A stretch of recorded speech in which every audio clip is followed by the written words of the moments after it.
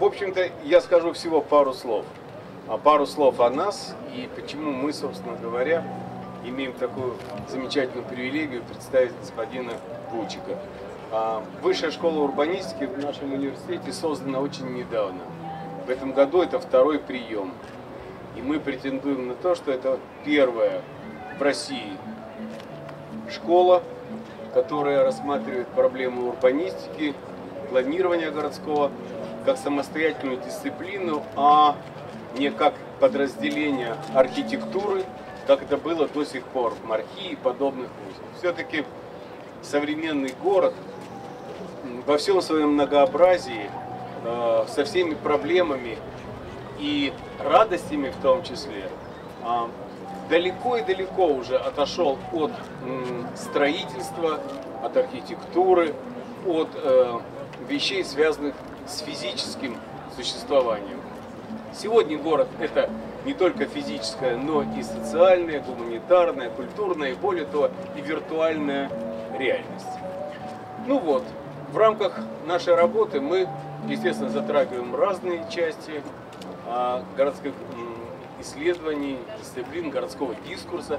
В том числе, конечно, один из основных – это городской транспорт, мобильность населения, поведение населения, транспортные предпочтения.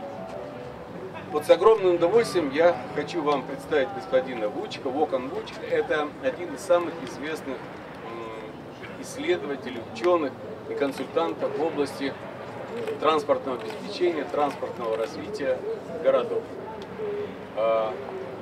Он является профессором университета Пенсильвании. Более того, как профессор он объездил, как мне сказано, 95 различных университетов по всему миру. И им написаны замечательные книги, в частности, вот термин жизненно пригодный, жизненно-приятный город принадлежит как раз господину Вучику. Это один из тот сложно переводимых и сложно объяснимых, но очень важных, кстати, интуитивно схватываемых терминов, вокруг которых должна, собственно, и строиться наша практическая деятельность. Ну, еще можно добавить, что как консультант господин Вучик оказывал серьезнейшее влияние на развитие транспортных систем во многих странах мира и городах: Пекине, Белград, Мехико-Сити, Неаполь, Филадельфия, Рим и так далее, и так далее. То есть, в частности, сейчас он является и был, прошу прощения, советником министра транспорта Сингапура, и, я думаю, много других важных сфер деятельности и работ проделанных господином Вучиком. Но интересно, что сейчас нам расскажут такую увлекательную историю, в каких городах мы хотели бы жить в России с точки зрения транспорта. И все же, что это должны быть города? Города, в которых люди ходят пешком и которым это нравится, или города, в которых люди ездят на машинах, и те города, в которые машины доминируют. Все, да, сидят в машине, все ездят, да. Ну что, прошу туда. Да.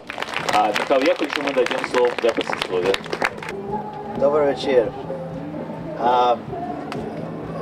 We want to discuss the cities and why are cities so important. But you know, we all live now in cities, and more than half of the world population is now in cities. So they are places which influence our lives and economies of the entire countries and the world. Мы будем говорить о городах и о том, почему города важны, но поскольку мы все живем в городе, мы знаем, осознаем всю их важность, и половина населения мира сейчас живет в городах, поэтому этот вопрос просто не встает. Вопрос аудитории. Кому нужен перевод? Насколько я знаю, вышкинские молодые люди, они без этого обходятся. Вот кому нужен перевод, поднимите руки. Так. Один, два. Так, значит, ну вот есть предложение тогда просто сэкономить время в интересах большинства. Да, давайте. А вот мальчик, вот молодой человек, который поднял руку, рядом с ним сидит очаровательная девушка в очках, которая ему будет синхронить. Ладно, договорились? Yes, but I only prepared half of that lecture. No, professors can talk 5 minutes or 50 minutes or 2 hours, so I'll try. So you. Right. What we have now is a rapid change in cities during the last about 120 years. The changes happen with the technological inventions and with organizational changes and economic changes.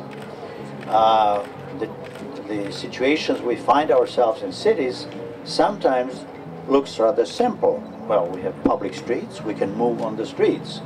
We can move any vehicles, we can leave any vehicles, and so on. And then we see that if we don't regulate, if we don't do something, we create chaos, we create very serious problems. So I will try to give you a brief review of these 120 years and show where we have made great progress and where we have created, parallel with progress, many problems, and how we have been now trying to solve those problems. Up to 1890, there were no mechanized, not mechanically powered vehicles. They were either drawn by horses or people were walking. So the cities were walking cities with close distances and presence of many people there in the cities. Then came mechanized vehicles, and the first one was electric tramway that began to move 5 times faster than any other vehicles. Then the metro is just a bigger version, and version that has separated way and can operate big trains and so on, but basically much faster, higher capacity, and cheaper mode of transportation. With these modes, also common people could start using transportation, because renting a coach with the horses was not available to common people, to workers and so on. With the electric tramways, we could open it up. People could live 5 or 8 or 10 kilometers out of the city and get into the city to work. That greatly decreased the terrible pressure in the city, where people had to live close to factories and lived in tenement houses, poor houses. If you read Charles Dickens' Oliver Twist, Horrible Life in London, in New York, and so on, those were the slums. Then, with public transport, we developed so-called transit cities, which were giving us ride for 15, 20, 25 kilometers per hour. Cities spread out. The living standard increased, and the growth of cities became possible. That lasted until 1930s, 40s, 50s, and then came the private automobile. And the private automobile, first in the United States, and much later about 20 years later in Europe, and now in some other countries. What happened then was that as the private car became available, people enjoyed greatly the mobility. And not only did they get higher level of living, but it became also emotional thing and social thing to have a car and to drive. You feel quite differently, and so on. So when the cars began to be numerous and create some congestion in cities, there were attempts to widen the streets, to narrow the sidewalks and make more lanes for cars. I just heard today that Tverskaya Street had nice trees, and that was cut then, and you got a speedway on those 6 lanes on Tverskaya Street. So the cities try, of course, if it's congested street, it's logical, build a wider street. If the wider street is not enough, built what we call a freeway or autobahn or motorway. Then we need more parking. Then the parking starts being built, and then. Oh, I'm sorry. Таким образом, получалось, что в городах, если улицы были узкие, улицы приходилось расширять, новые улицы становились шире, и к тому же приходилось отводить новое место на стоянку для парковок. Then the parking started, and parking was built extensively. You really, with the problems of traffic congestion and decreasing public transportation and increasing automobile congestion, the United States were leading in that, in actually trying to rebuild the cities to fit the automobile. Началось массивное строительство парковок, выделение места под парковку под стоянки, и получилось, что в Соединенных Штатах управление городов, мэрии очень большое внимание отводили именно для адаптации города к автомобилю. There is a book written recently by a professor in Los Angeles, High Cost of Free Parking, because not only parking was provided, but all stores tried to get people by saying you have free parking. This free parking is not free, it means somebody else pays. And what comes out to is then that people who are walking or bicycling or coming by общественный транспорт, they are subsidizing auto drivers, right? Недавно вышла в Лос-Анджелесе книга «Высокая стоимость бесплатных парковок», потому что парковки, которые предлагаются в городах, которые предлагает каждый магазин, пытаясь заполучить себе как можно больше покупателей, эти парковки в конце концов не бесплатные, за них платят люди, которые хотят ходить пешком, ездить на велосипедах или на общественном транспорте.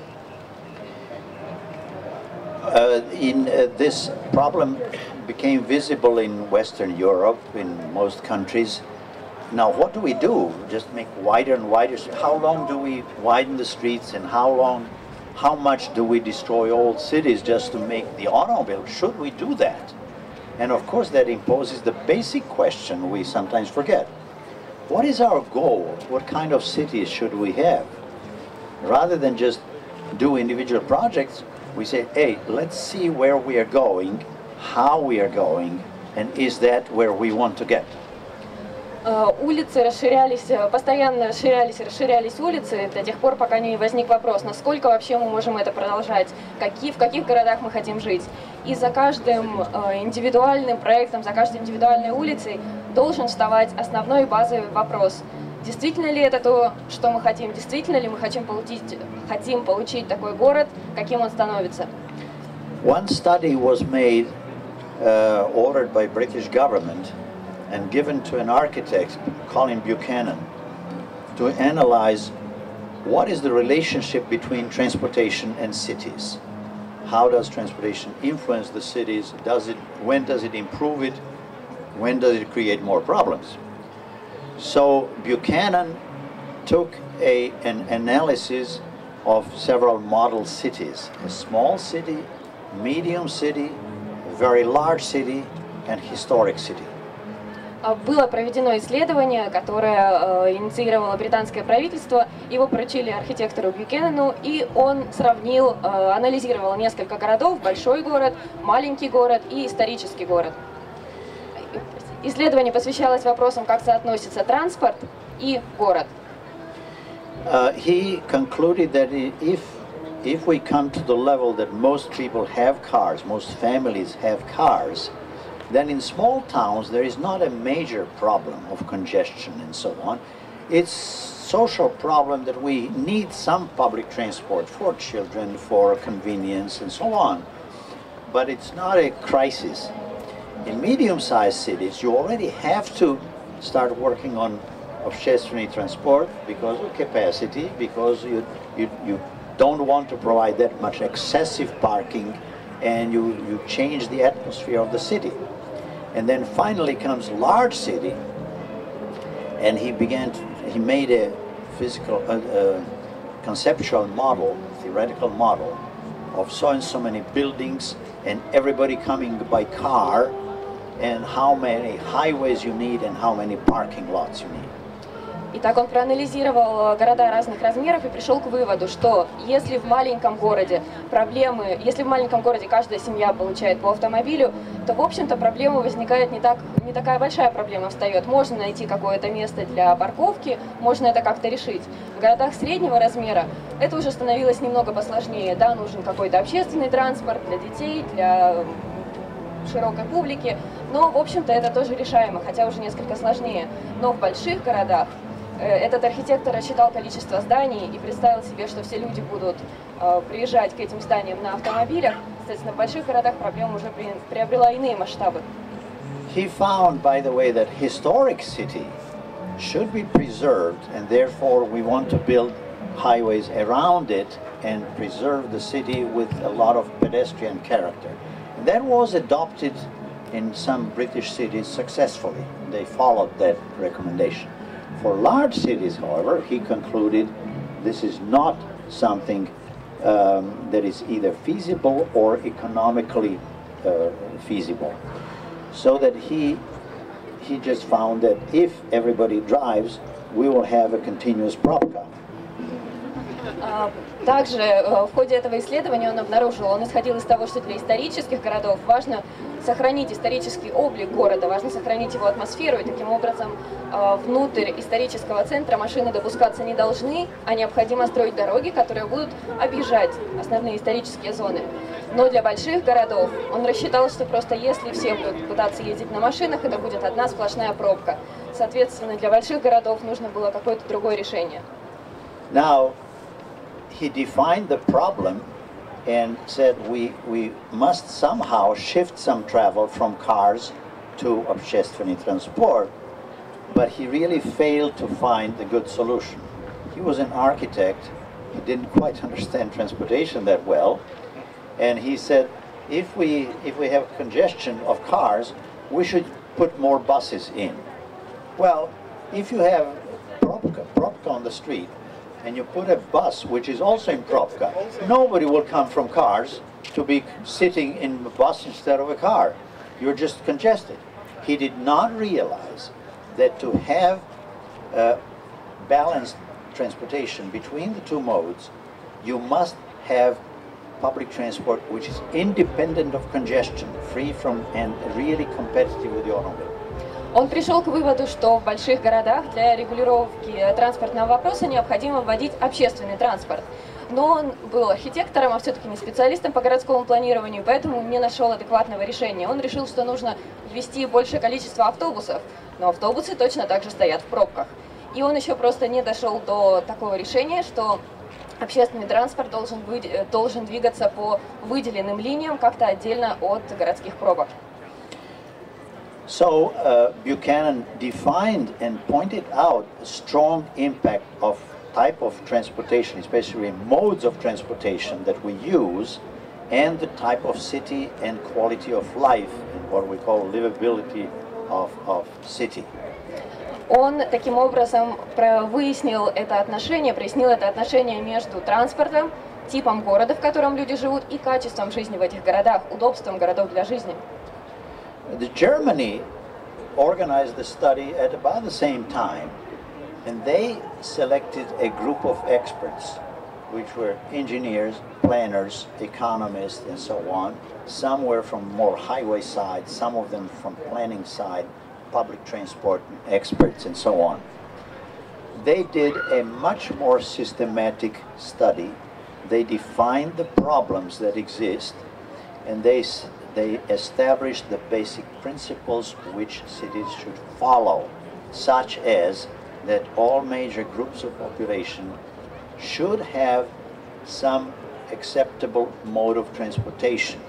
There should be a certain level guaranteed for everybody. В Германии примерно в это же время было проведено другое исследование. Оно было проведено группой экспертов, кто-то эксперт по городскому планированию, часть из них была эксперты по строительству дорог. И они провели исследование гораздо более систематическое и вывели набор правил, которые могут относиться к любому городу. В частности, таким правилом является то, что каждый человек, вне зависимости от его положения, должен иметь доступ к достаточному уровню транспортного обслуживания. Любой человек должен иметь возможность перемещаться по городу достаточно свободно. What does that mean, not to have sufficient mobility? It is the phenomenon that we developed in the United States particularly, so-called car dependency, that many people have car only, and if the car breaks down, you cannot go and take a bus. You cannot. Bicycles were considered just for some wild youngsters. Bicycle has come very strongly back in the United States now, but it was not considered serious. Nobody studied that. So that we have decreased mobility when people don't have an automobile, they're second-class citizens. Low-income people, 30–40% of families who don't have cars. Young people without driver's license. Old people, they are all car dependent. And in Los Angeles, very often if you walk the streets in suburbs, police stops you and asks you, what are you doing here? I'm serious. Yes. Что происходит, каким образом снижается мобильность? Дело в том, что это явление, которое появилось в США. Каждый человек, люди стали очень зависеть от своих автомобилей. Если у человека нет автомобиля, если машина сломалась, то все, он уже не может никуда выйти. Соответственно, если у человека просто нет автомобиля, а это молодежь, это люди без машины, просто еще не получившие права, это пожилые люди, это люди, которые не могут себе позволить купить автомобиль, они становятся автоматически людьми второго сорта. На велосипеды смотрели свысока. И получилась такая ситуация, что если где-нибудь в Лос-Анджелесе вы просто гуляете по пригороду, полиция может вас остановить и спросить, что вы здесь делаете, спросить документы и вообще узнать, что это у вас на уме, почему это вы ходите пешком. Я не удержусь от реплики. Car dependency and drug dependency – это, вот как говорят земляки Вукана, это чистая калька. Вот car dependency нами, вот, транспортниками, взято у людей, которые боролись с наркотиками. The German study then defined that if we are making it easier for cars to get in the city in a reasonable way and park and so on, we should improve also общественный transport at least as much, and in most cases favor public transport over the car. Немецкое исследование показало, что если мы стараемся сделать город более адаптированным для автомобилей, то мы должны прилагать такие же усилия, если не больше, для адаптации города к общественному транспорту, для создания адекватной системы общественного транспорта. They then recommended to their parliament, to Bundestag, that there should be a taxation on gasoline, on benzene, that will be used for urban transportation. And that will be shared 50% for streets and highways and 50% for public transport. That was in 1967. Germany has been doing that ever since, and that's why Germany has now some of the most livable cities in the world. И тогда исследователи предложили, что необходимо ввести определенный налог на бензин. Половина доходов от этого налога будет поступать для развития дорожной сети, половина будет поступать для развития общественного транспорта. Это случилось в 1967 году, и с тех пор эта политика продолжает приводиться в действие, поэтому в Германии сейчас, соответственно, есть города, которые практически лучше всех в мире отвечают термину «города, удобные для жизни».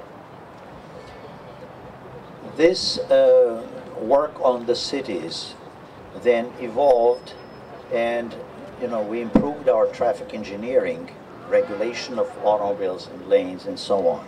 We improved public transportation, and then city after city went even farther than many of us expected. Some of the extremely congested streets. Like in Munich, there was one street, there was continuous Propka competing with your Tverskaya now. They were looking what to do. You cannot really do much in that narrow street with all the trucks and cars and so on. They simply built an underground tunnel for общественный транспорт, metro and железная региональная железная дорога. And then they closed the surface to automobiles, not only one street, but a network of streets. Today, if you go to Munich, many people have voted Munich as the most livable, most people-friendly city in Europe. That street is lively every day, including Sunday, morning, afternoon, and so on. And it's really a totally different atmosphere, and it shows you what we mean when we say города для Удобный для жизни. Удобный для жизни, удобный для жизни, да. Эти идеи развивались, и город за городом постепенно вводил такие способы регулирования трафика, что даже сами исследователи не ожидали, что города пойдут так далеко. Например, в Мюнхене была одна такая улица, которая соревнуется с нашей Тверской, постоянно заполненная машинами, полностью стоящая все время в пробке. И действительно сложно было что-то сделать с этой узкой небольшой улицей. Тогда общественный транспорт пустили под землей, это была линия электричек, это было метро. И наверху просто улицу сделали пешеходной зоной. Притом не только одну улицу, но целый комплекс, целую сеть улиц. И сегодня это улица, которая заполнена людьми постоянно, включая утро воскресенья и первую половину дня воскресенья. И многие почти сочли Мюнхен городом наиболее удобным для жизни. That showed the evolution we had in cities, how to improve our control of traffic engineering. Our engineering job with signals and intersection design and all of this. How to improve public transport, how to develop not only old tramway, but really light rail or легкий metro, which became so much better than tramway that it is more similar to metro than to light rail. And it became a core mode in most medium-sized cities in Germany, and then spread to France and Spain and other countries. So we have now over 100 cities with new light rail systems. And then those rail lines and buses were introduced into fully pedestrian areas. So now you have in France, for example, cities which not only built better public transport, they reorganize the whole parking, reduce parking to the side, pedestrianize the streets, make it pedestrian friendly and bicycle friendly, and really change the entire character of the city. So we developed then, we went from the walking city to общественный транспорт, to automobilized city, and now to intermodal city. Этот экскурс в историю показывает, как изменялись и как развивались способы регулирования трафика, изменения направления движения машин на улице. И на сегодняшний день многие города перешли к использованию, не просто к усовершенствованию, например, трамваев, но к использованию легкого метро, которое уже больше похоже по своим характеристикам на метро, чем на легкорельсовый транспорт.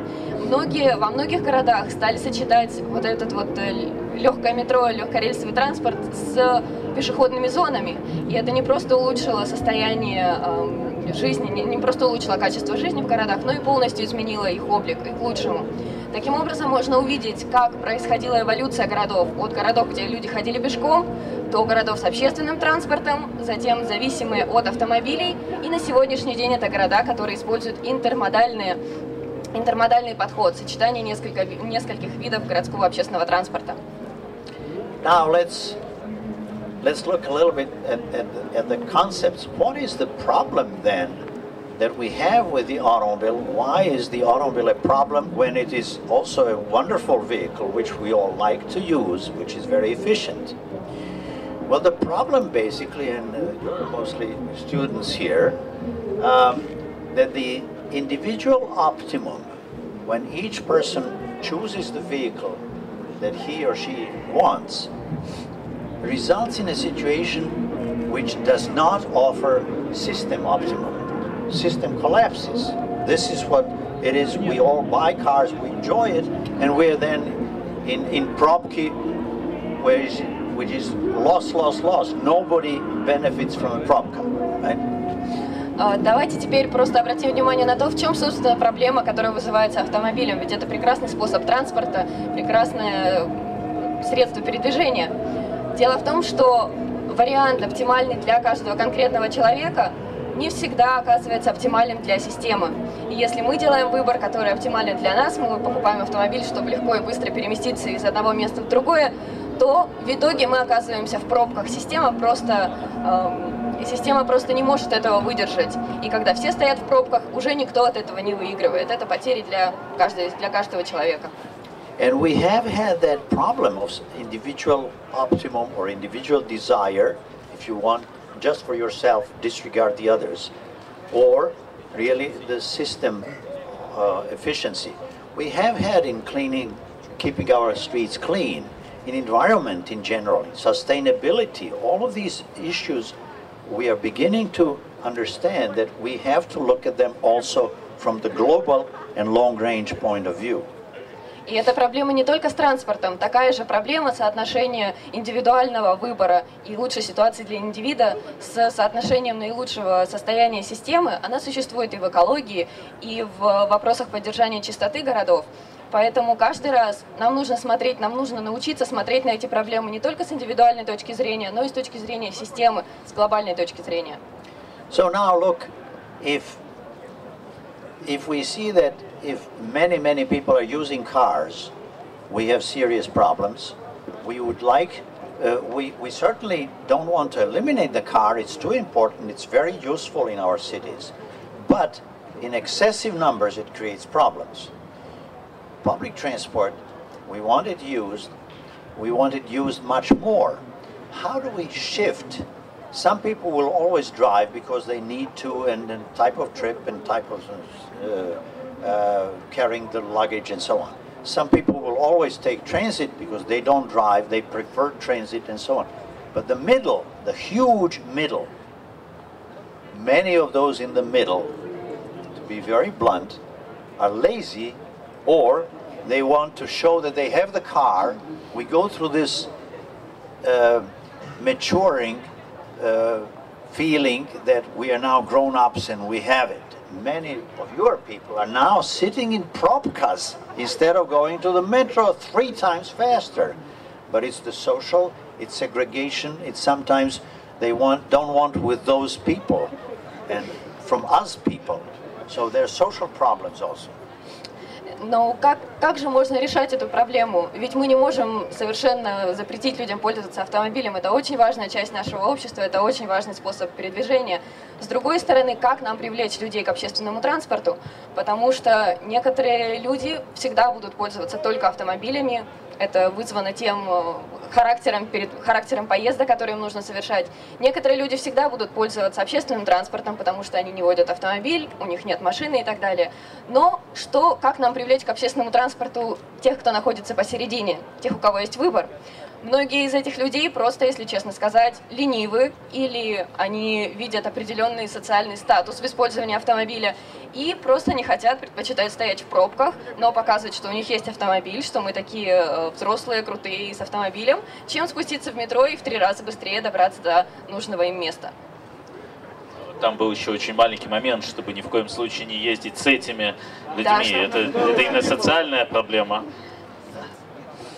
So now we define the problem and how to solve it by moving certain number of trips from automobile to transit.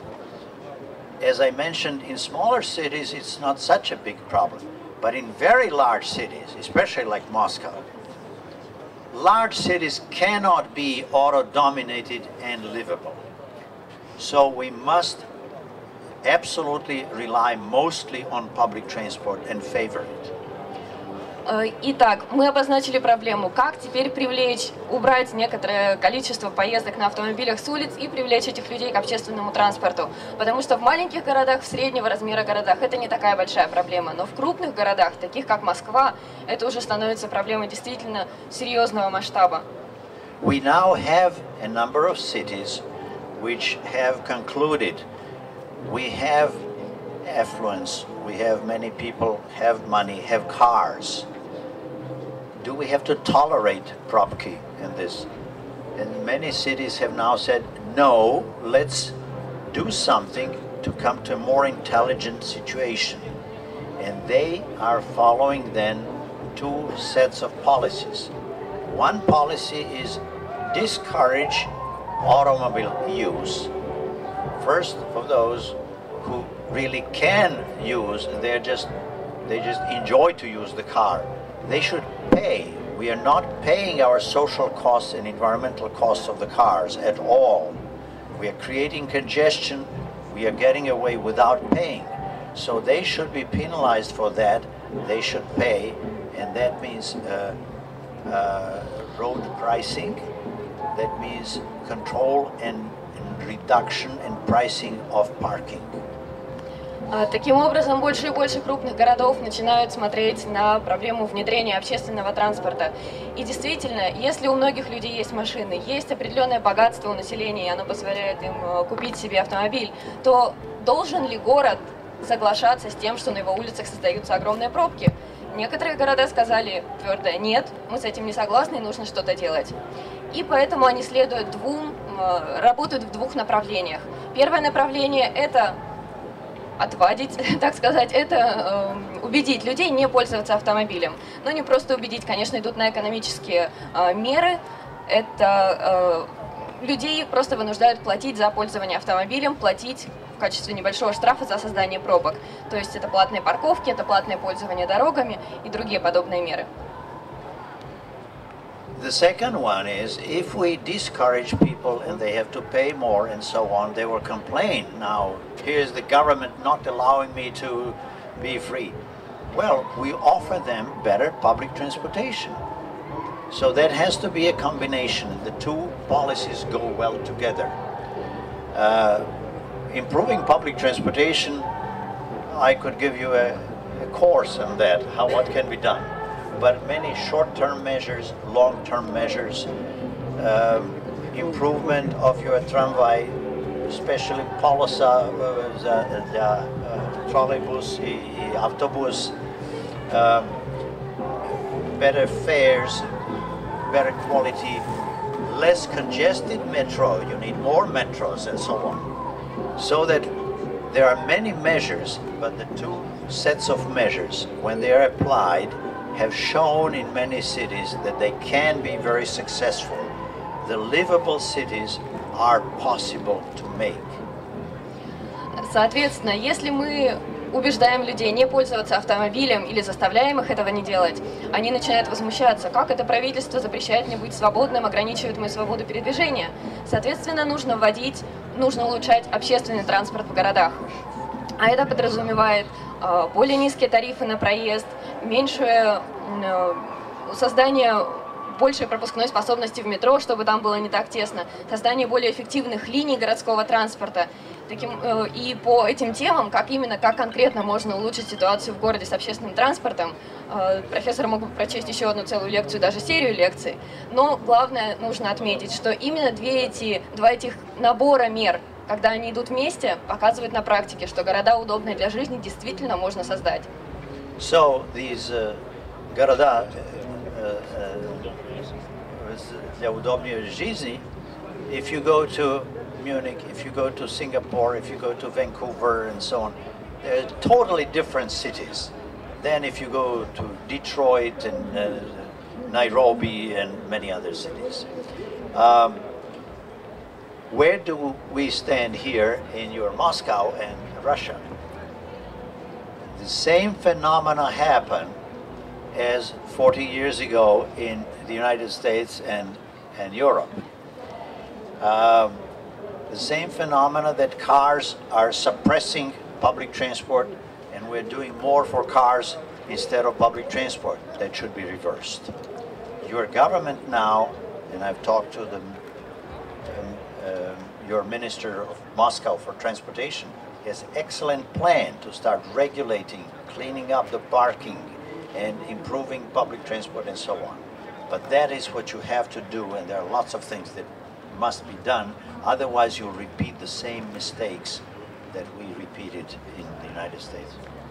Многие города мира, такие города как Мюнхен, такие города как Сингапур, Ванкувер, очень разные города, уже внедрили эту схему, когда на общественный транспорт делается больший упор, чем на частный транспорт. И в них можно видеть, в их опыте можно найти прекрасные примеры. И этому опыту действительно нужно следовать, потому что если мы посмотрим на Москву, здесь сейчас такая же ситуация, какая была лет 40 назад или больше в городах США и в других странах, когда все больше и больше делается для автомобилей и не для людей. Но у правительства Москвы, и профессор встречался с представителями правительства Москвы, сейчас есть хороший, прекрасный план для улучшения ситуации в городе, улучшения ситуации на дорогах, улучшения ситуации с парковками. И это действительно необходимо сделать, иначе мы просто будем повторять ошибки, которые уже случились в городах США много лет назад. In the review of projects that we had for the expansion of Moscow, there is generally opinion that we have to look toward balanced transportation. Now, how it will be achieved is somewhat difficult, but we evaluated that quality, that new view. The views are penetrating, but you, especially you young people, should influence the public, should see the big picture, should emphasize if somebody says, well, why can't I do this? Why can't we all drive and so on? Because you want to have a livable Moscow. You don't want to have a collapsing Moscow. Moscow in 2020 and 2030 should not look like Detroit. It should more look like Munich or Singapore. It's your task to also educate, and you know, even in environment. About 4 decades ago, we didn't know the word environment. At once we saw the problem and people became aware and we are doing something about it. That is what we have to do also in respect to transportation in cities. В процессе рассмотрения проектов развития Москвы в целом практически в каждом проекте можно увидеть, что люди, что разработчики действительно поддерживают идею создания сбалансированной транспортной системы, где частный и общественный транспорт имеют сбалансированные соотношения. И тем не менее, для того, чтобы внедрить эти идеи по-настоящему, особенно вам, особенно молодым людям, необходимо сделать большую работу, необходимо просто принять эти идеи и, может быть, даже просвещать в этом отношении других. Потому что то же самое случилось, например, с вопросами экологии. Мы не принимали эту проблему во внимание, но когда мы узнали о ней, мы начали об этом думать, сейчас мы уже умеем смотреть на экологические проблемы с более глобальной точки зрения и более эффективно их решать. This was my overview. I hope I showed you how complex the problems are and how important it is to look at the longer distance goal and social aspect and economy of the city and the country rather than only tomorrow's problems. So let me see if I succeeded to give you that. I hope I'll have some questions. So thank you for your attention. Был просто краткий обзор истории, краткая картинка ситуации в городах. И просто чтобы проверить, насколько эти идеи отложились, насколько это находит отклик у вас, хотелось бы услышать вопросы. Добрый вечер всем. Спасибо большое за лекции. Да, извиняюсь. Вопрос такой обобщающий, как надежда. Вот Собянин сказал 1 сентября, что применил этот ваш термин «livable city», если я правильно произношу, да, город удобный для жизни. Сказал, что собираются в Москве этот город создать. Вы уже несколько дней в Москве, вот после первой лекции, когда вы прилетели, вы уже сколько-то дней провели, и, наверное, кроме программы вот этой вот, да, департамента которые, вот, ну, которые все знают, да, вы знаете, в принципе, понимаете уже как-то, в принципе, картину, ситуацию, какие-то подводные камни, там, политическую ситуацию, финансовую. Ну, я стараюсь, извините, сейчас я коротко. Да, вопрос. А как вы оцениваете вот в целом нашу перспективу действительно создать, ну, скажем, на ближайшие 10 лет то, что вы понимаете под понятием livable city, учитывая весь комплекс проблем? You cannot define the livable city so that you say the next 1st October will be livable. But in 10 years you can make a very significant difference. Yes, you can change the policies. Instead of getting worse and worse here in the city, you can notice the difference. Yes. Нельзя этот термин применить к чему-то строго ограниченному во временных рамках и сказать, к 1 октября у нас будет город удобный для жизни. Но за 10 лет можно сделать, могут произойти огромные изменения, и в частности изменения к лучшему, а хотя бы не к худшему, как это происходит сейчас. I would like just to ask a question, a short question. Is a livable city, does a livable city means a less populated city? Считается ли город удобный для жизни городом с меньшим количеством населения? Not necessarily. No. You have sometimes very dense cities which are still actually many dense cities are more livable. If you go to Rome or you go to Paris, it's very congested and it's very livable. New York is one of the most lively cities in the United States. The city is not livable if most people are trying to move out of it. Это вовсе не обязательно, потому что есть примеры городов, таких как Париж, Нью-Йорк, в которых население очень плотное, и тем не менее эти города очень комфортные, удобные для жизни, очень оживленные. Город считается неудобным для жизни, если мы видим, что люди стремятся уехать из него. But what is livable varies even with the population. You know, in livable city in Mediterranean is full of people. In Stockholm, you don't have it. They're more by themselves. And in England, privacy is something you want. So you're escaping from people. И к тому же это отличается от региона, само понятие «город удобный для жизни» отличается в зависимости от региона. Например, в Средиземноморье это должен быть густонаселенный город, в Стокгольме это совсем не так, в Британии самое главное – твоя privacy, твое частное пространство. We have young people coming into center cities in the United States now. Yes, it's change of atmosphere, yes. Сейчас в США изменяется атмосфера, и молодежь, наоборот, стремится в центр городов. Если судить по нет эмиграции, в таком случае Москва самый удобный город.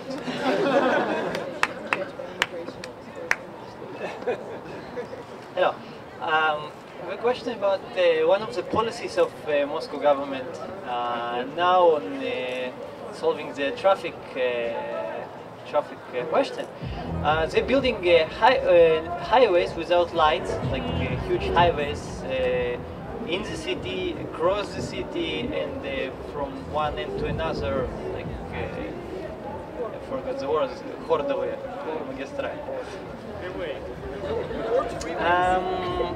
Is this a good way to make a livable city, to build highways without lights in the city? I'm not sure what the lights are somewhat different aspect, but traffic lights. Yes, okay. That's right. You do have to have a certain number of those autobahns going. You want to control the volume, and sometimes you control the ramps so that they do not get probka on the highway. The question is how much, and for example, if your plan is to build 2 million parking spaces in center city, it would be counterproductive, it would attract more people. So a certain basic network of high-speed roads controlled from probki is important.